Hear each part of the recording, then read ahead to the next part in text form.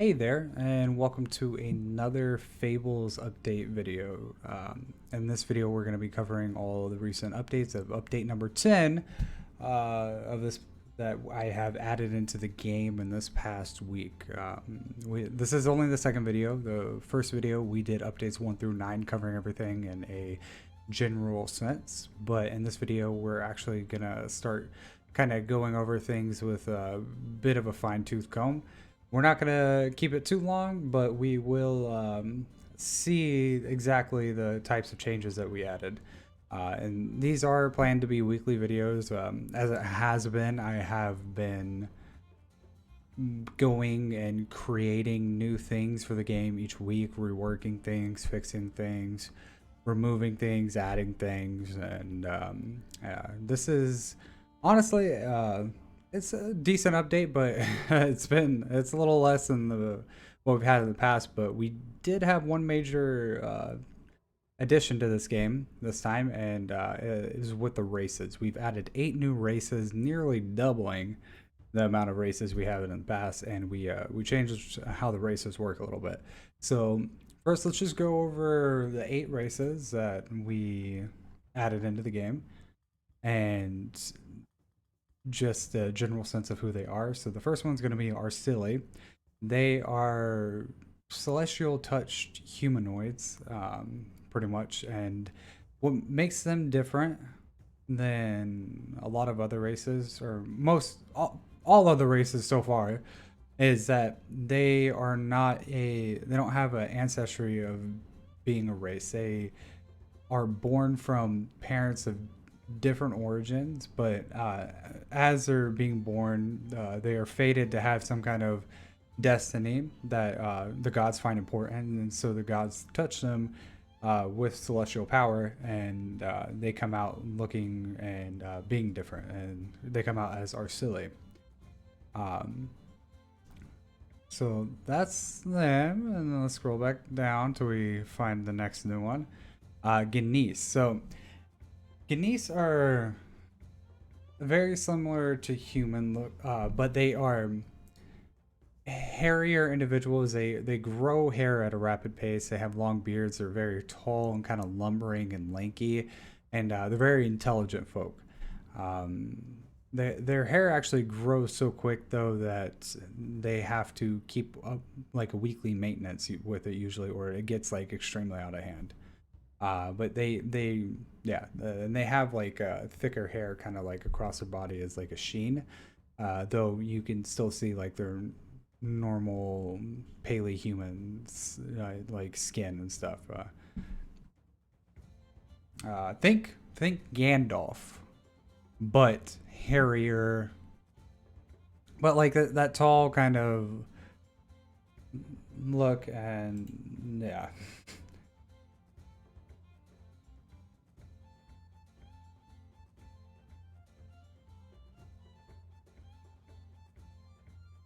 Okay, so third race that we added, pretty common race for most games, is we added goblins, and I debated about this a long time. We added goblins, and we also added the sister to goblins, the orcs.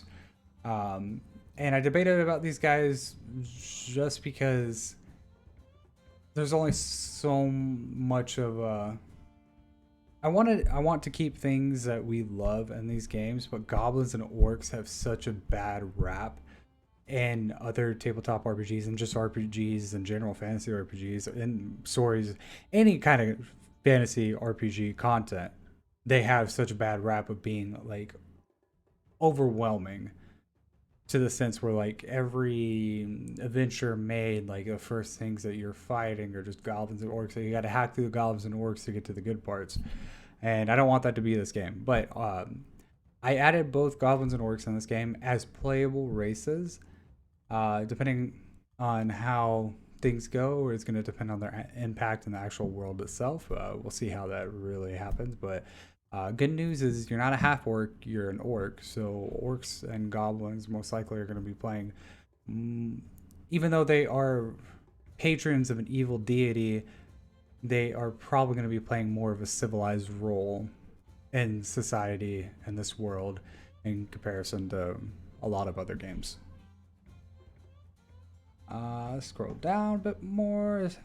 Okay, so the fourth person that we added was Goliath, and similar to Goliath and D&D and other games, they are large, nearly hairless humanoids. They have wide, round eyes and a light blue sheen across their body, which I don't know if that's really the same, but how I imagine them, they're very human-looking people, except for much larger with no hair, and yeah, they just kind of tower over humans for the most part.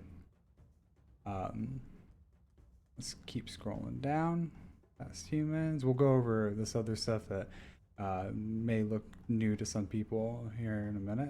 Here we go. We have the orcs. We added the orcs. Very standard kind of orcs. We're not going to really go over the details, any of the racial abilities for the most part with any of these guys, but they're pretty standard as far as the racial abilities go.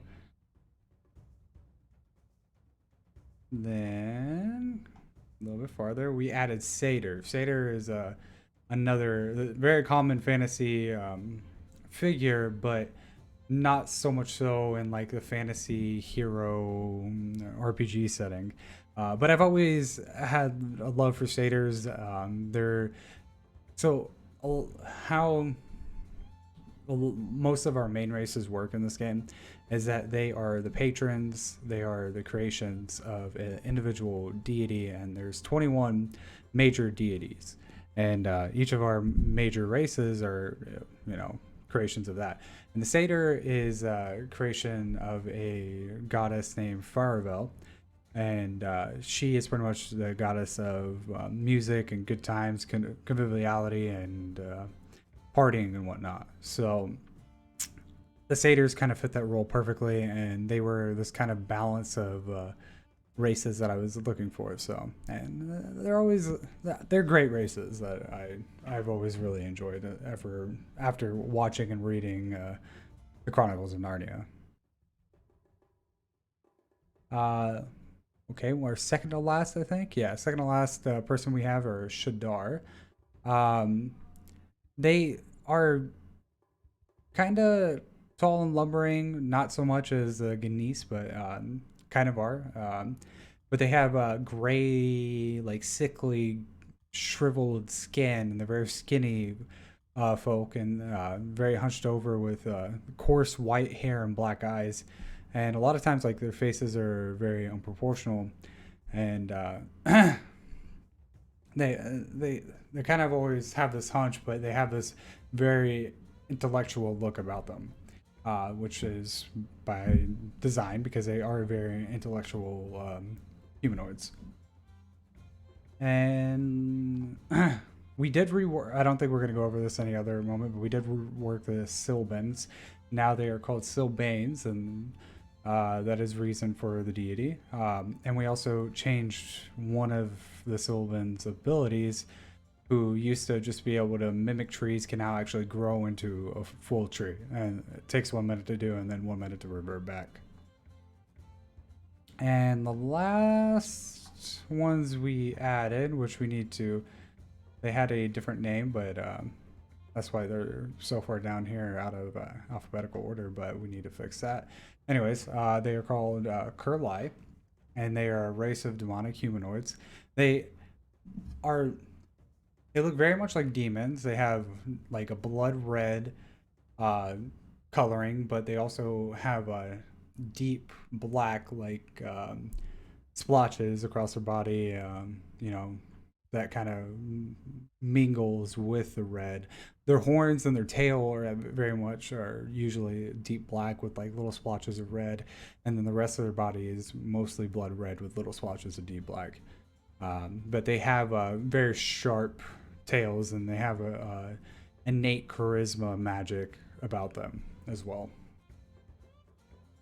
Yeah, that's all 8 that we added. And then a couple major things.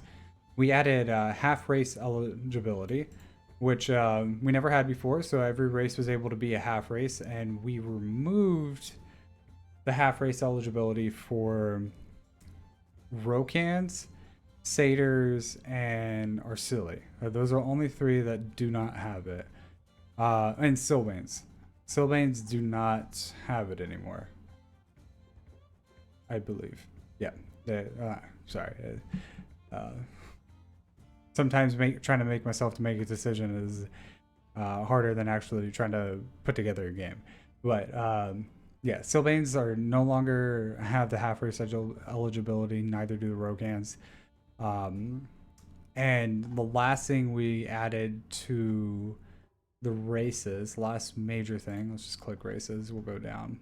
4 of the races, dwarves, elves, humans, and halflings, all gained varying origins. So as you can see with the dwarf, you have a hill dwarf and the mountain dwarf.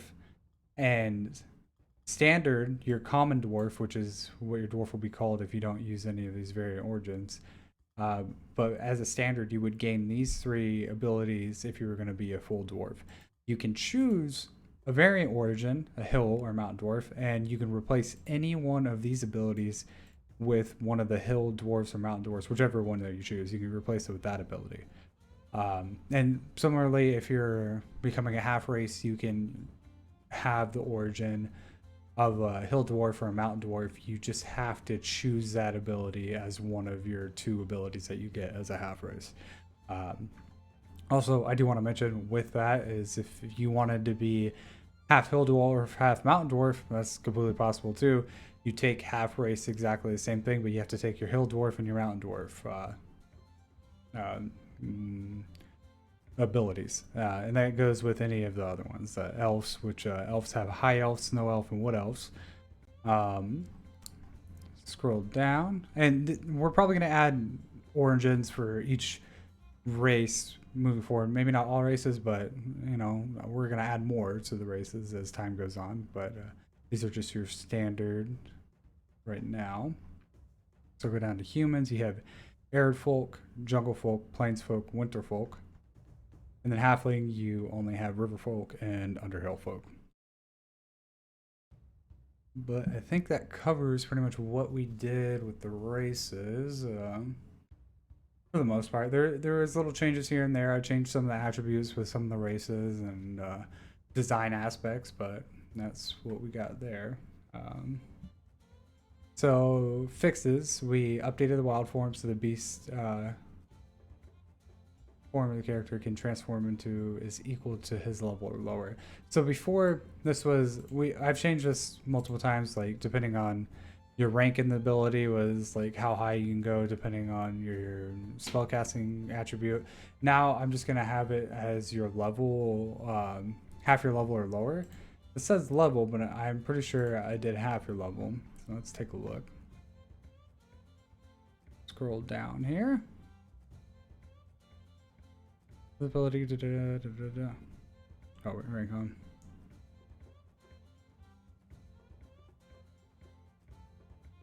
So I did do your level. That was, yeah, I think that was because whenever I was testing this last time, I was testing out a druid. At level 5, you really just didn't have like that great of options.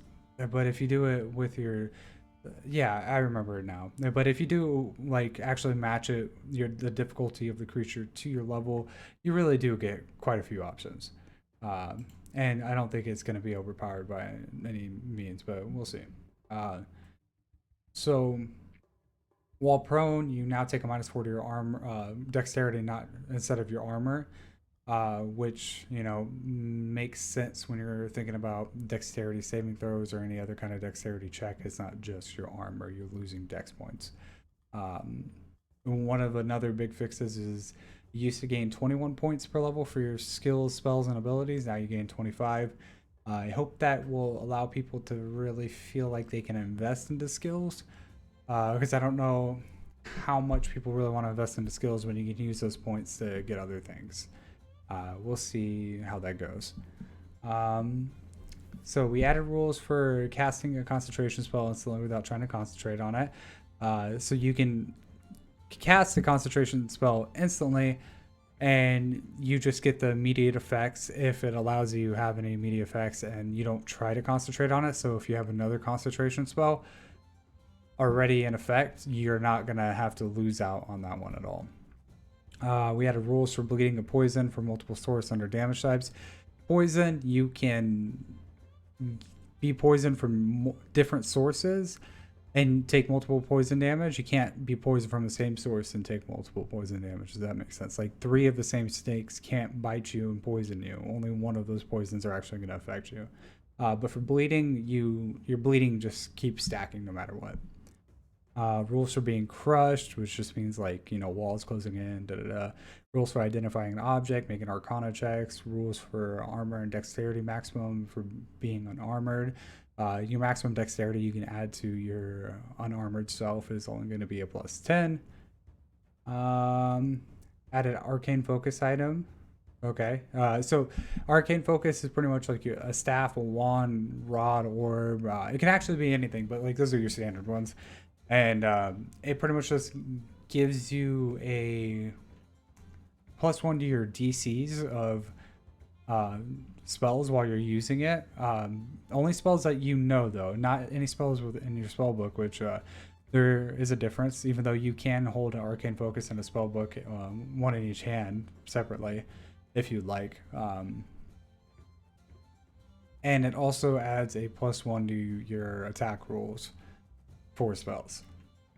We added a long knife and falchion as weapons. And a long knife it's like a lengthier dagger. It's what Legolas uses in the Lord of the Rings movies, pretty much. There are very dexterous types of weapons instead of just purely strength based. And yeah, I don't think they really have any special qualities besides the fact that you can use strength or dex, and it's a dagger is not as good. Though the dagger has a thrown property and the long knife doesn't. As a rule for my weapons, I really try to make sure that each one of them is going to be different. I feel like if you go into other games, like there's too many weapons that are like the same exact thing, and I want to make sure that when you're choosing your weapons in this game, it's for a specific purpose. It's because you like the way the weapon works in a certain way. So hopefully people will see and understand that. Then we added rules for simultaneous attacks, which is pretty much spells or abilities that have multiple attack rolls that happen simultaneously. And the rule is that you just have to roll separate attack rolls for each one, but you don't get any negatives for having to make multiple attacks like you normally would. Because it's all happening in one action pretty much. So we reworked a few things, flashbang, magician ability. So let's take a look real quick. Oh, all we did was change it from a resolution saving throw to endurance saving throw. I don't know why it was resolution in the first place, but it's endurance now. Overwhelming desire as an enchantment spell. Pretty much just added rules to if overwhelming desire makes a creature have the desire to do one specific thing that you try to like mention. And it is up to interpretation with the GM, and it has to be like some kind of simple desire that most creatures will understand. But if the creature is unable to do that, I added rules to pretty much work around that. I reworked the summon beast, conjuration, and nature spell, which I think that was just turning it into a 4-round action and only allowing one use a day with it. With that though, we did, so we added improved summon beast, which I think I'm going to do this for most summon spells, but let's take a look at summon beast real quick. I just noticed that these were doing this and it's kind of bothering me. So summon beast. When you cast a spell, you can summon a number of beasts of your choosing whose total difficulty ratings is equal to half your level. These creatures will last until the duration, and if killed, are actually just sent back where they came from. It's a little bit of flavor. These creatures go at the same time as you on your turn, and you can choose who goes first each round. So I did add this little extra part, for clarification. I did change it from 2 per rest to 1 per rest. And I think I changed the duration this time around. I mess with this spell a lot, but I think I changed the duration to 1 round per half SCA score, rounded up. So now we also have our magic ability, improve summon beast. And when you take this ability, your summon beast conjuration spells become enhanced in the following way. You now have two uses of the spell. You can summon wildlings with the spell as well, and you can summon up to a number of creatures whose difficulty rating equals your entire SCA.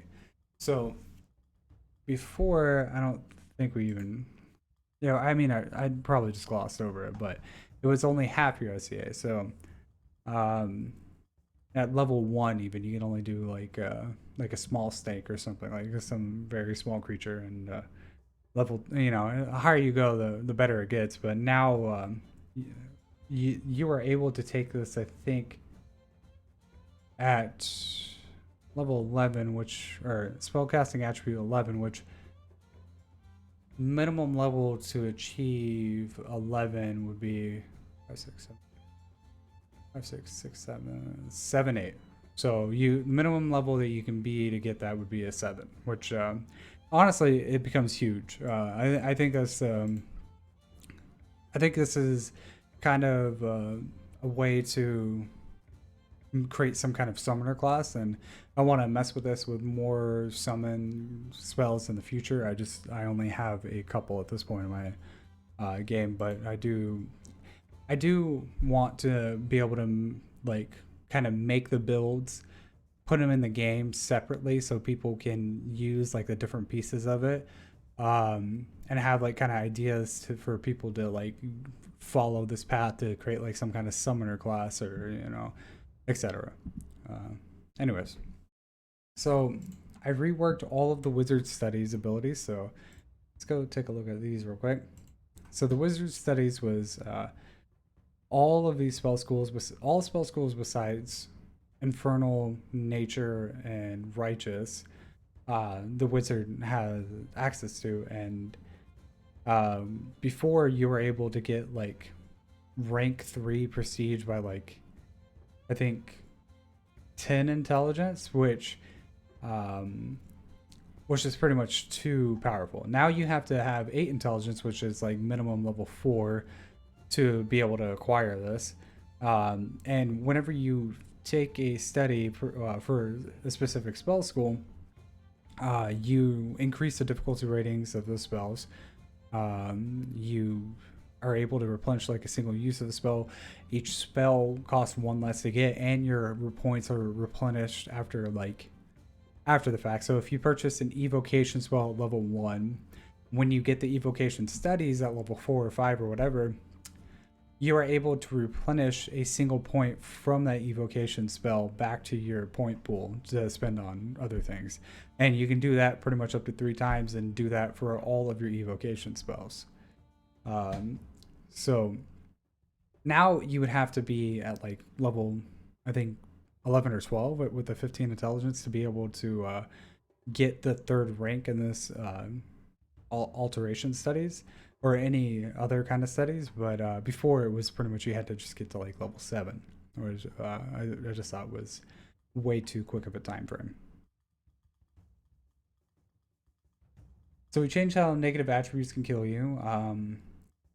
I won't go over to that one, but now you need a -7 in any attribute besides charisma to kill you. But once you hit -5 in any of them, pretty much effects that stop your character from being a character happen, and you have to figure out how to heal from here to be able to save against that kind of stuff. Like if your intelligence gets to -5, you go into a coma. If your endurance gets to -5, you pretty much drop prone and can't move. One of another big things is we removed resolution from unarmored hardiness, which might be a big one. Could be a complaint. We'll see. But I did have it where it was let's go over to unarmored hardiness. I'll just click right there. Let's go up. Okay, so when you take this trait, if you're wearing no armor or any non-magical equipment that boosts your armor class automatically becomes equal to 5 plus your dex plus your endurance plus your strength plus any natural armor for a maximum of 30 armor. before you included the resolution into that, which I thought for one wasn't really viable, because the rest of the stuff, like your dex is like a dodge bonus, endurance is like your sturdiness, your strength is like, again, like your sturdiness, but resolution is like a mental toughness, and I just didn't really see how that went into it. And two, it means that you're at a very low level able to get a very high armor class, and you already kind of can if you focus this on armor hardiness with just what's on here. But before, it was much more prevalent. So yeah, we changed that. mm, I Flesh Golem Witch Doctor ability, um that just pretty much had a few tweaks to it, nothing major. Properties of the spear, pike, and halberd. So I did something different with the pike and halberd, and I might do it with other weapons as well. But with these two, they both have reach. Spear does too now, which is addition to that. But the pike and halberd both have reach, and now if you're not attacking with at least a 5 foot gap in between you and a monster, you take a minus to your attack. Well, you can take a minus to attack to any creatures you try to attack that's adjacent to you with it, instead of like the 5 foot reach. And that's because the weapon is so long. I feel like it's probably difficult to get like those close range attacks off with it, and that's kind of like the point of the pike and halberd, as a realistic sense. They were always like to keep people at bay, and then as soon as they get close to you, that's when trouble really brews. Then we changed Cutting Words Evocation Spell. We pretty much just dropped that from reducing damage with your full SEA to half your SEA. We increased the range of mini spells and class abilities. So I realized after playtesting for a while that 40 feet was like my standard go-to range with a lot of like my basic spells that we use, and I realized that that is way too short of a time frame. So or way too short of a range. So I increased most of them to 60, a couple to 90s, some to like 45 that were only 30. And anyways, a lot of spells had their ranges increased. None of them got decreased. The Grasp of Shadows Inferno spell, we reworked that. I think we just turned that into a dual action. Pretty much everything stayed the same. And then we nerfed the Cyclone Nature spell, which there was a part of the spell which allows you to cast lightning bolts as a simultaneous attack. And I used it on like a creature that was supposed to be like that could murder a whole party level 5, and I used it on with one creature against that thing, and like I killed it in like 2 rounds. It was just honestly way too powerful. So I nerfed the crap out of that one. And the last thing we did, we added a bunch of spells and abilities, and I'm gonna move this over here, and we're just gonna take a look. So we added spells and abilities for the druid, the spirit speaker, the witch doctor, and the wizard. And the only other thing that we did was we added a trait called Skilled Learner. So let's go over that trait first real quick.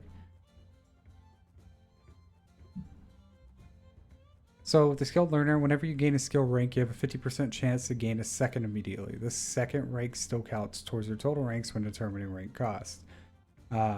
So anytime you gain a rank, you just roll a percentile die and have 50% chance to gain a second one. Kind of a lucky trait that we added. Anyways, let's go to Druid. So with the Druid, we added Wild Bliss, Nature Meld, Timeless Body, and Tree Portal. So alphabetical order. Let's see what we got. So Nature Meld, whenever you concentrate on the spell, you meld your body into any natural surface you like. So it pretty much just allows you to morph into like trees and stones and whatnot for, a set duration. Timeless Body is something that you gain at a very, very high level. You stop yourself from aging, but also if you spend your time 24 hours meditating, you can alter your body's physicality to take on an age, physically take on an age that you're that's not natural to you. So you can make yourself younger, make yourself older, really completely alter your body without like it being a temporary effect. You can take 24 hours to change the physicality of your body back to something else, but it's a permanent effect. It's not temporary. I guess is a big point. Then we have Tree Portal, and this pretty much just allows you to link one tree that you touch to another tree that you know of. Like, it doesn't have to be like some significant, beautiful like town, village tree or something, but just like a tree that you are well aware of, and one that like you pass by often or something. And at rank 18, or I'm sorry, at rank 2 of this, you can do that with any tree in the universe. With the second tree, the with the first rank, you can only do if it's on the same planet as you. But the second rank, you can do it pretty much anywhere in the universe, as long as you still know the second tree. And then the last thing we added was Wild Bliss, which is pretty much just a small healing spell, but you're also able to give like a temporary hit point shield as once you heal somebody up with it. All right, let's go down to the Spirit Speaker. So we did add quite a bit to the Spirit Speaker. I might just stop even trying to do music on this channel. We'll see. Well, we'll see if it's too loud. If it's too loud in this video, then I do apologize. But it may just be the end of trying to do music whenever we're not playing games. Anyways, so the Spirit Speaker, the first thing we did, we added a healing spirit. And I did this with both the Druid and the Spirit Speaker because I feel like the Sage was our only like really healing option. Like, well, Sage and the Champion, but the Sage is very much a like either buff or debuff healer support type of character. And the Spirit Speaker and Druid and Champion aren't necessarily those things, but I would like people to have the options to do it. So we added the healing spirit. So whenever you channel a spirit, once on each of your turns, you can either heal yourself as a base action or touch another creature and heal them. Which isn't much, but they do have access to righteous spells as well, so they can heal with those. And then we added, Spirit Guide is the next one. And you call forth a helpful spirit that pretty much just points you in the right direction whenever you are trying to figure things out. It will show you things that are hidden magically and mundanely if you're suspicious about stuff. It only lasts for like a bit of time, so it's not like it can walk you through a dungeon, but it might be able to help you in a room if you think there's things hidden. If there's nothing for it to do, it's just pretty much gonna stand there and watch you for a full minute. Then we added Spirit Vision, which just allows you really to see any creature of the undead type, regardless of if they are visible or not. And yeah, so like invisible vision, just for undead though. And then you have Undead Intuition, and as for free action or any part of an action to attempt a knowledge check on an undead creature, you can automatically succeed to the fullest extent. You do this once a day. It just pretty much allows you to succeed on the knowledge check while in combat with some kind of a new undead creature. Then we added a bunch of Witch Doctor abilities as well. First three are right here. So we did Affliction Transference.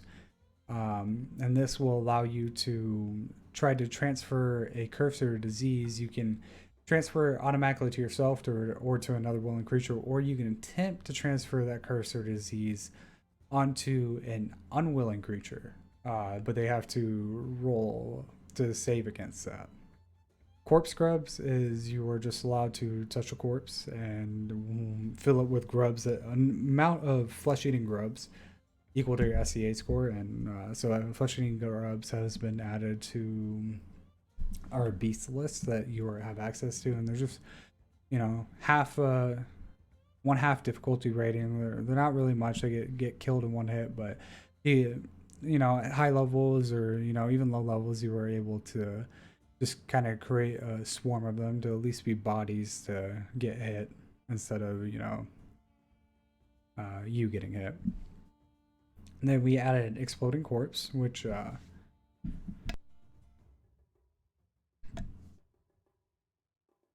so with this spell, you pretty much can just point to a creature that you see within range and make it explode with toxins and at a 10-foot radius, I guess. And yeah, so it's pretty much just like a damage spell that increases over time as your ranks get higher and your prestige gets bigger. Okay.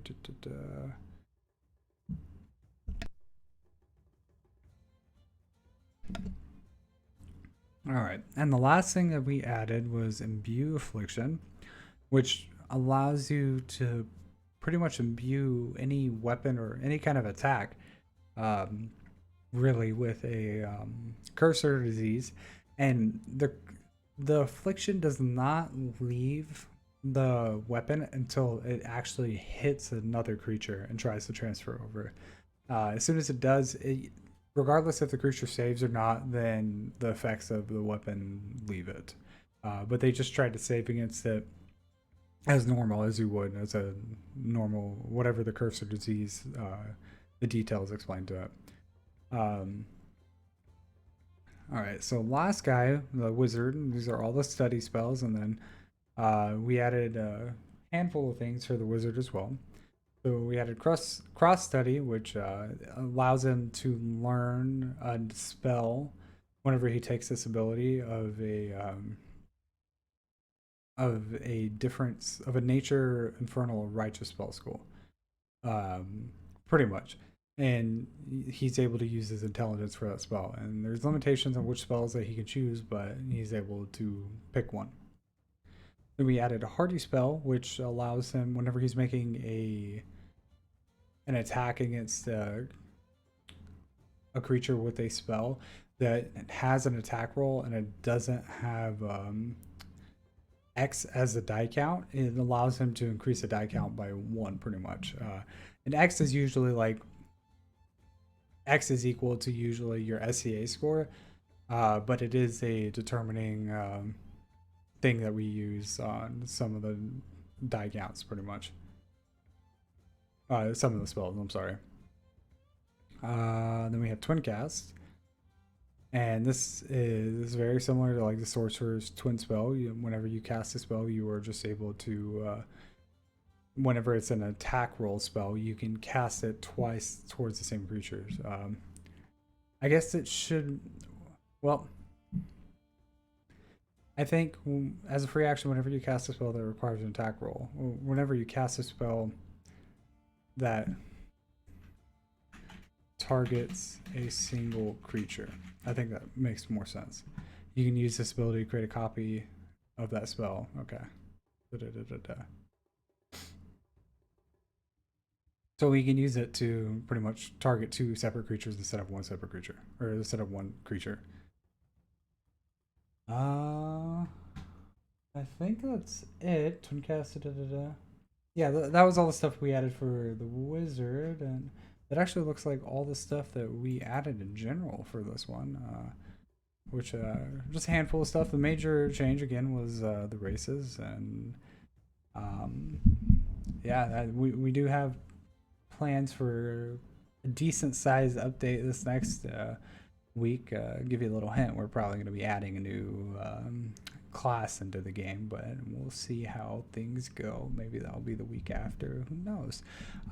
Anyways, big changes are happening. I hope that everyone can see that as time goes on, this game will continually improve, as well as the quality of my content on this YouTube channel. I hope that everyone enjoyed their time, and I appreciate anybody who even spent just a minute listening to my voice on here. And I hope that you are excited for this game, and I hope that I am making you excited for this game. So shout out, I want to give Sirenscape a shout out. They always allow me to use their music. I'm sorry if the music was too loud. That's not their fault. That's my fault. But they have wonderful ambiance and fantasy role-playing music. So thank you again, Sirenscape. And thank you all. If you enjoyed yourself, please like and subscribe to the videos. It really does go a long way as I'm continuing to grow this channel, build a game, and hopefully create a community around this game. So thank you all, and have a wonderful evening.